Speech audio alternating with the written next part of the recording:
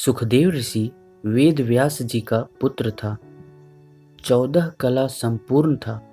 गर्भ से ही ज्ञान था। जन्म नहीं लेता था। कहता था कि अगर जन्म लिया तो माया भुला देगी। आखिर उसके लिए भगवान ने 5 पल के लिए माया की गति बंद की कि सुखदेव जन्म ले ले। खैर अभ्यास करता था। बड़ा कमाई वाला था। जन्म लेते ही जंगल में चला गया। एक दिन ख्याल आया कि उसका रोज अभ्यास करते हैं, उसका दर्शन भी करें, अंदर विष्णुपुरी में चलें। सहज दल में गया तो धक्के पड़े। जो द्वारपाल थे उन्होंने कहा कि तू निगूरा है, इसलिए विष्णुपुरी में नहीं आ सकता। विष्णु ने कहा कि सुखदेव तू निगूरा है, मेरे दरबार में निगूरे को जगह नहीं।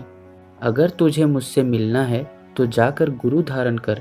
आखिर सुखदेव अभ्यास से उठकर बाहर बाप के पास गया। कहा कि आज मुझे विष्णुपुरी से धक्के मिले हैं। मुझ में अहंकार था कि मैं ऋषि का पुत्र हूँ, परंतु मुझे धक्के मिले। बोला कि अब मुझे गुरु की जरूरत है। तब पिता ने कहा, इस समय अगर कोई योग्य गुरु है तो वह राजा जनक है। यह सुनकर सुखदेव ने कहा, आपकी बुढ़ापे में बुद्धि भ्रष्ट हो गई है। वह राजा है, मैं हूँ ऋषि। वह गृहस्थी है, मैं हूँ त्यागी। वह क्षत्रिय है, मैं हूँ ब्राह्मण। वह चक्रवर्ती है, मैं हूँ सन्यासी। मैं उसको गुरु कैसे बनाऊं? वेद व्यास ने कहा कि उसके समान और कोई गुरु नहीं है। बाप ने हर बार उसे राजा जनक के पास भेजा। वह जाता और हर बार कोई न कोई बहाना लेकर रास्ते से वापस आ जाता। एक बार वहां पहुंचा भी। अब राजाओं के महल भी होते हैं, दरबार भी लगता है। कहता है राजा बड़ा भोगी है, तभी तो इसको गुरु धारण नहीं करना चाहता। अब नियम तो यह है कि अगर हम कमाई वाले महात्मा की निंदा करें तो कमाई घटती है। सुखदेव ज्यों-ज्यों अभाव लाता रहा, कमाई घटती गई। अब 14 कला में से 2 कला ही बाकी रह गई। जब 13वीं बार पिता ने उसे भेजा तो नारद जी ने देखा कि यह बेवकूफ तो लूटा जा रहा है। रास्ते में एक नाला पड़ता था। एक बूढ़े ब्राह्मण का रूप धारण करके उसमें मिट्टी फेंकने लग गया। इधर वह मिट्टी की टोकरी पानी में फेंके, उधर पानी बहा कर ले जाए, फिर मिट्टी की टोकरी भरकर डाले, फिर पानी बहा कर ले जाए। सुखदेव ने देखा कि बूढ़ा आदमी है, पिछली अवस्था है। बड़ी मुश्किल से मिट्टी की टोकरी भरकर लाकर फेंकता है, पानी बहा कर ले जाता है। उससे बोला, देख बाबा, मेरी बात सुनो। पहले छोटी छोटी लकड़ियां रखो, फिर मिट्टी के ढेले रखो और फिर ऊपर बारीक मिट्टी डालो, बांध लग जाएगा। अगर अपनी मर्जी करता रहा तो वक्त बर्बाद करेगा और सारी उम्र लगा रहे तो भी बांध न बन सकेगा। नारद जी ने कहा, जो कि एक बूढ़े का रूप लेकर मिट्टी का बांध बनाने में लगे हुए थे। उन्होंने कहा, मेरी तो आज की मेहनत बेकार चली गई, लेकिन मेरे से बेवकूफ वेद व्यास का पुत्र सुखदेव है, जिसकी जनक पर अभाव लाने के कारण 12 कला बेकार चली गई, सिर्फ 2 ही रह गई हैं। जब सुखदेव ने सुना तो बेहोश होकर गिर पड़ा। नारद जी अपना काम करके चल दिए। जब सुखदेव को होश आया तो न वहां कोई बूढ़ा था न कोई और। चल तो पड़ा, लेकिन मन में अहंकार था कि मैं वेद व्यास का पुत्र हूँ, शायद राजा जनक मुझे लेने आए। खैर राजा के दरबार में पहुंचा। इत्तिला करवाई कि वेद व्यास का पुत्र सुखदेव आया है। राजा ने हुक्म दिया कि बाहर खड़े रहो। जहां खड़ा किया वहां साइस रहते थे। सारा कूड़ा करकट, घोड़ों की लीद वगैरह वही फेंकते थे। लीद में दब गया। कई दिन हो गए इसी तरह खड़े हुए।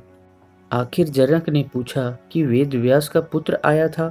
दरबानों ने अर्ज की, हुजूर वह बाहर खड़ा है। अब वह न पीछे जाने योग्य था न आगे जाने योग्य। राजा ने हुक्म दिया कि उसको नहलाओ, धुलाओ और पेश करो। राजा जनक ने यह देखकर कि इसको त्याग का अहंकार है और मुझको भोगी समझता है, एक नया कौतुक दिखाया। जब सुखदेव नहा धोकर सामने आया तब क्या देखता है कि राजा बैठा है। उसके एक पैर को औरतें अपने कोमल हाथों से दबा रही हैं। दूसरी ओर एक आग का चूल्हा है और दूसरा पैर उसमें जल रहा है।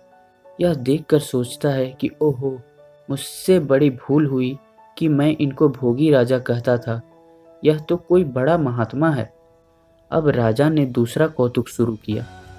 एक नौकर ने आकर अर्ज की, हुजूर, शहर को आग लग गई है। जनक बोला, हरी इच्छा। फिर खबर मिली कि शहर की तमाम कचहरियाँ जल गई हैं।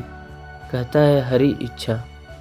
फिर खबर मिली कि आपके महलों को आग लग गई हैं। सुखदेव मन में कहता है, बड़ा बेवकूफ़ है, इंतजाम नहीं करता। इतने में आग राजा के पास आ गई। यह देख सुखदेव ने अपना झोली डंडा संभाला और भागने की तैयारी करने लगा। राजा जनक ने बाँह पकड़ ली और कहा, देख, मेरी सारी सामग्री जल गई। मैंने परवाह नहीं की, लेकिन तू झोली डंडा संभालने लग गया है, जो कि 8 आने का या रुपए का होगा। तुझे अहंकार है ऋषि होने का। अब बता, त्यागी कौन है? ऋषि चुप सुनता रहा। आखिर समझ गया कि मैं त्यागी नहीं, सच्चा त्यागी राजा जनक है। अर्ज की कि मुझे नाम दो। राजा ने कहा, तू नाम के योग्य नहीं है। सुखदेव मन में सोचने लगा कि जिसको मैं पुण्य समझता था वह सब पाप निकला। आखिर राजा जनक ने एक कौतुक और दिखाकर नाम दे दिया। जब सुखदेव गुरु धारण करके उसके आदेशानुसार कमाई करके बाप के पास आया तो उससे पूछा, गुरु कैसा है? सुखदेव चुप। आखिर बाप ने कहा, क्या सूर्य जैसा है? सुखदेव बोला, सूर्य जैसी चमक वाला है, लेकिन सूर्य में गर्मी है, गुरु में गर्मी नहीं। फिर बाप ने पूछा कि किसके जैसा है? कोई जवाब नहीं। तब बाप ने पूछा, क्या चंद्रमा जैसा है? बोला, है तो चंद्रमा जैसा शीतल, लेकिन चंद्रमा में दाग है, गुरु में कोई दाग नहीं। बाप ने पूछा, फिर किसके जैसा है?